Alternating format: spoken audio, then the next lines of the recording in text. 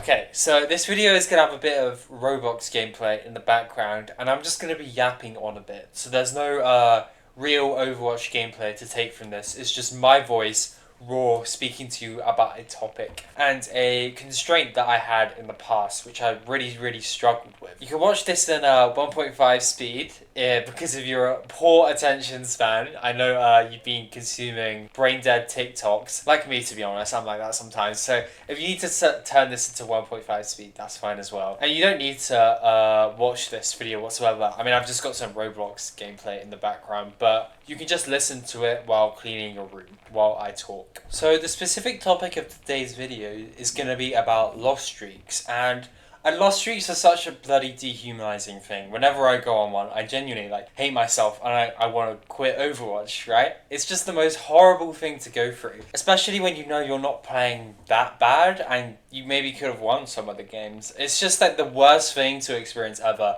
And it makes me want to quit the game, genuinely. In contrast to win streaks, which makes me love the game and I'm addicted to it and I just want to play it all day. So we want to be maximizing our win streaks and minimizing our loss streaks essentially. And this video is sort of going to be breaking down how to recover from a loss streak and how to go on less loss streaks overall. So first of all, I sort of wanted to explain the story that it was in the title of this video. So before I hit champion for the first time, and this was back in December, I was basically grinding the game 8, 9, 10 hours a day because I'm at university, right? And you get winter break off and I had months off. So I decided, heck, I'm just going to dedicate all that time into improving at Overwatch, which no sane person should do. But I just really wanted to hit champion for the first time after being stuck for a really long period of time.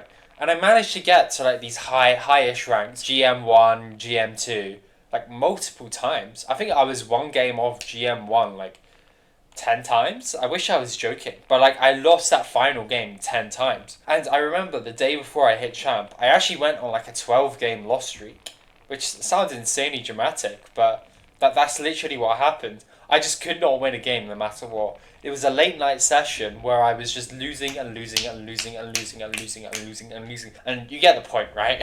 So I ended up back in Grandmaster 3 and I was like, what the fuck am I doing? I've got to stop playing for the night because I was in this mindset of, oh yeah, just one more. I can probably win the next one and regain a bit better and it's less bad. And so there's a big mental feeling of not ending on a loss because ending on a win just feels so much bloody better. I always feel so much better when I end on a win. So that's human nature, right? Because we want to end our session feeling good. But sometimes that's not going to happen and we sort of need to cut our losses. So at this point it was 2 in the morning. I wish I was joking. I was such a messed up person trying to hit champion for the first time. But it was 2 in the morning, right? Imagine this. I'm thinking, oh, I don't really want to play anymore. But I decided, heck, let's just go into my game. So check out the replay, see what I could do better. And below and behold, I think that's the saying, below and behold. But it was obvious to me that I was not playing at the level I should have. And I was being, quite frankly, a bit of an imbecile. And I probably could have won about half of those games if I actually was playing better, essentially. And not doing these common mistakes that freaking diamond players shouldn't be doing.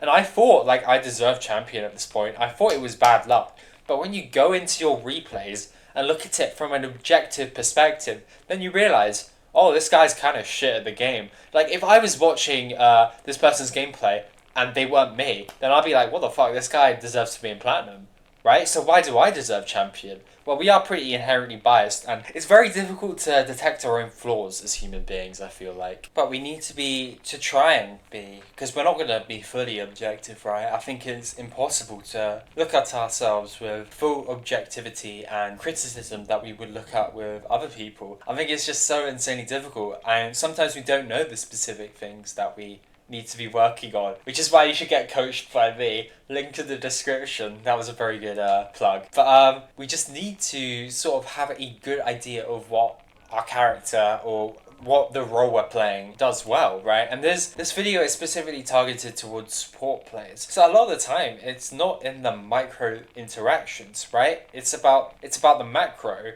and basically, a lot of support players are brain dead, myself included, and we sort of just turn our brains off at any given opportunity. The main thing that support players specifically struggle with is just basically standing at the back and hero botting. I personally think that is the biggest flaw with support players, that they're not proactive enough with their positioning, and they don't really help their DPS. They're also way too like tunnel visioned or trying to help the tank. So if you're a support player, that's one thing you can definitely improve on today, right? I'm gonna make a separate video on this actually. Like the one biggest thing that helped me rank up on support is just basically helping our DPS on off angles. Like it doesn't sound sexy, but I wasn't doing that and I wasn't being nearly creative enough. That was the one thing that held me back. And once I got this basic fundamental down, then I hit Champion 4. I was almost Champion 3 actually, not to my own horn. I hit Champion 5 the next day, but the Champion 4, almost Champion 3, was like a few weeks later. Because that took a bit of a grind. But I went on like a crazy 15 game win streak. And I was like, life is amazing, you know? Because you feel really amazing after a win streak. So to summarize, just look at your game, right? And see what you can be doing wrong. And look at it and try and be objective as possible. Because chances are you're being way bigger of an idiot than you actually think you are. I wanted to note another thing where we talk about how you can only win a maximum percentage of 66% of your games over a long period of time if you're at like a relatively high rank. So if you're playing like way above your skill level, if you're like on a Smurf for example, which I like used to do, I'm man enough to admit it, but sometimes like I wouldn't want to play on my champion account, so I like get on a diamond and masters account, and I basically have like a 100% win rate to grandmaster. But if you're playing at a level that you're like sort of not insanely above the rest of the competition, so you're like a 6 out of 10 in that rank, so you're definitely above average, and you will climb over time. It is insanely difficult to get higher than a 66% win rate, because I mean, let's face it, a lot of Overwatch players are complete and imbeciles, right? That is like the randomness of the matchmaker. So you really don't need to be worrying about those 33% of games that completely feel unwinnable, right? I mean, even in Champion, there's like a few of them where you genuinely feel like your teammates have been lobotomized and they're just complete and utter morons, right? So we really don't need to be focusing on winning those games where you have a Doomfist that is 2-17, or your Zenyatta doesn't have any healing because he doesn't throw his Harmony Orb on anyone, right? Like, fuck those games, right? We're not worried about winning those. But we are worried about winning those games where it's sort of 50-50, but the game could have been way closer, and you probably would have just won it outright if you were a bit smarter, to be honest, if you had played your positions better, if you had better usage of your cooldowns, if you use your Suzu better, if you use your speed ring and tied it directly to action instead of just throwing it out of nowhere. So conscious decision making by doing the right thing is a massive thing. And we do that by sort of becoming more and more and increasingly aware of our weaknesses through watching our games back. And it doesn't have to be something that you do like a lot. Like I just did it for one game for like 10 minutes and I realized, oh yeah, I could have done this.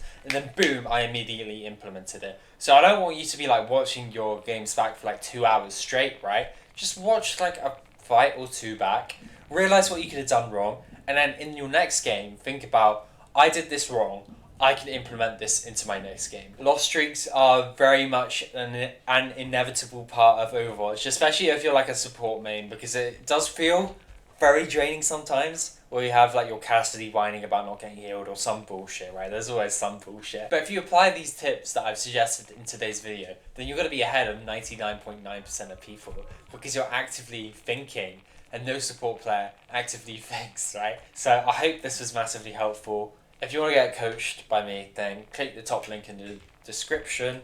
I hope you have an amazing day and check out this next video. Bye bye.